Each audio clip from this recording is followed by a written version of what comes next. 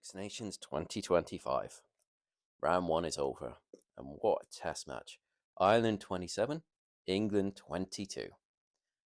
I mean, that had a bit of everything, really. Just, gnarly physicality. Some backs doing their thing, getting some runs.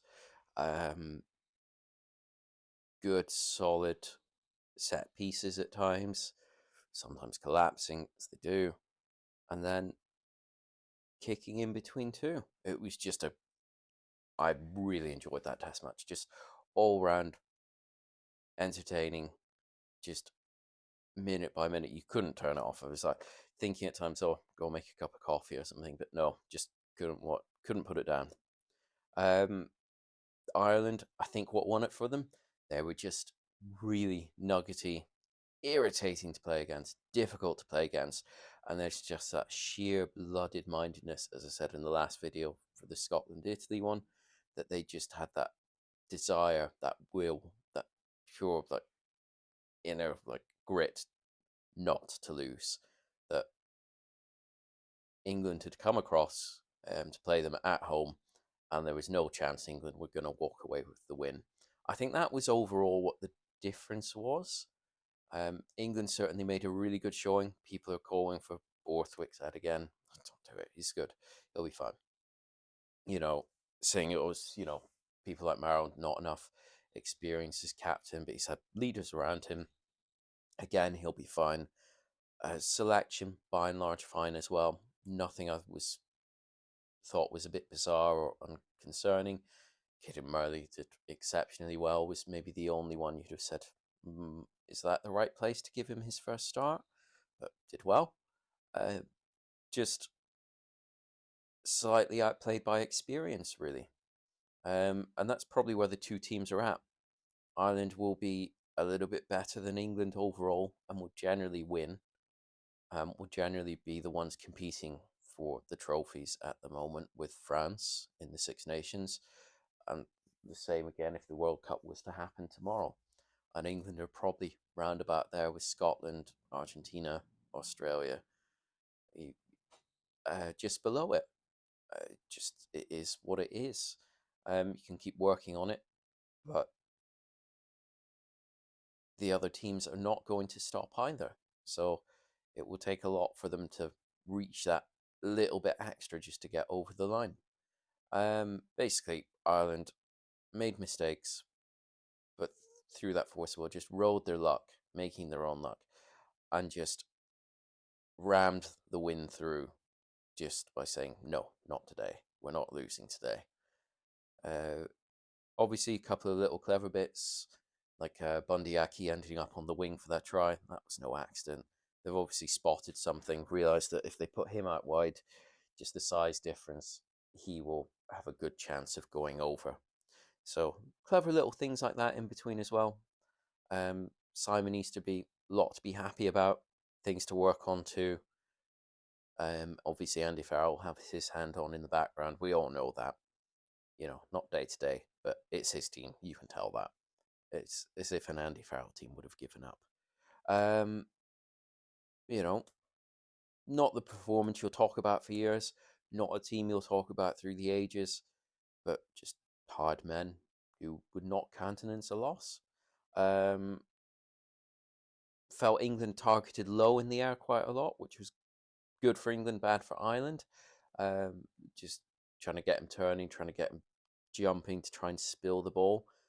Generally a bit rusty, but showed that brilliance we all know he can have.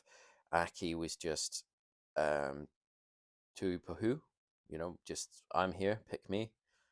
Gary Ringrose, is he the answer? Probably not, but he's still a good player, far better than I will ever be, and just all round decent.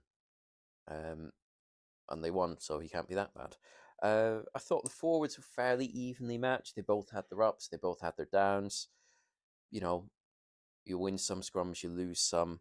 Sometimes it's because you've got the better of the ref. The ref's seen you hold it up, the new guy comes on, so the ref's looking at him, and it goes down. So the ref just goes, well, you're fresh on, it's against you.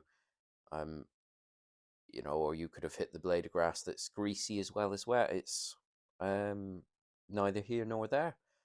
Kind of the Irish scrum probably neutered from the change in the laws, I thought. And then certainly for the kick chase, where the people running back who would kind of run in front of the kick chasers, running clever lines, I felt that hurt Ireland a little bit as well. So the people catching the kicks from England had not the time and space they were used to. But they'll soon adjust. They'll soon adjust to that. Take them at a different pace, take them at a different angle, and work that out. Downside, the attack was flat and static a lot. It was like they were playing a game of stuck in the mud at times. It was like, pass it. Oh, I've got to run. Pass it.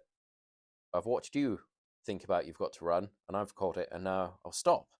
It was, just not quite sure what was going on with the attack. It started to flow later on, but at the beginning it was very, very jolted. Just, let's, charge in again from a standing start.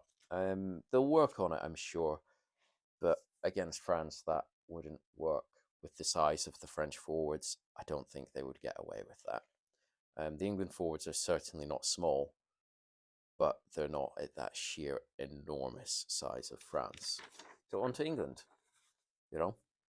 5-point bonus point loss away in Ireland, opening round of the Six Nations. After the results in the autumn, if you're an England fan, you should have taken that open-handed and just banked it at the start of January. Generally, quite a good performance, I thought. Nothing for Borthwick to be overly concerned about. Anyone saying, oh, he's got to go. Just, who would you put him in with? Yeah, there's some names out there, but you've got to work with the same players, put new things in place. Just leave him be, see what he does. I think he'll come good all around. I think what you're seeing a little bit is what he did with Leicester, where he just tried and tested a load of young players in the season where they couldn't get relegated. That was bad for the players individually, but he was not there to coach those players as an individual. He was there to coach Leicester Tigers as a whole. And then he got them back and won the Premiership. So it was a lot. It was painful to start, a lot of losses, a lot of people just thrown out, but he got there in the end. And maybe that's what we're seeing with the changing coaches, which is why it seems disjointed and why you have the losses, because there's that turnover behind the scenes. He brought in people that he'd used at Leicester, tried and tested, didn't quite work. So he binned them, brought in new people, and then they've been binned again.